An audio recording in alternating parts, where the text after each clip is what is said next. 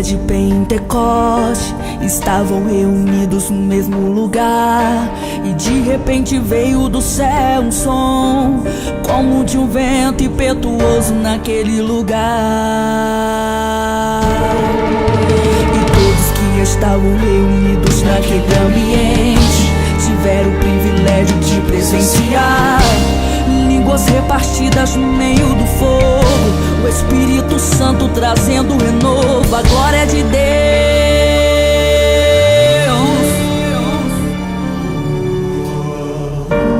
E há de ser que depois derramarei o meu Espírito sobre toda a carne, e vossos filhos e vossas filhas profetizarão, os vossos velhos terão sonhos, os vossos mancebos terão visões, e também sobre todos os servos e as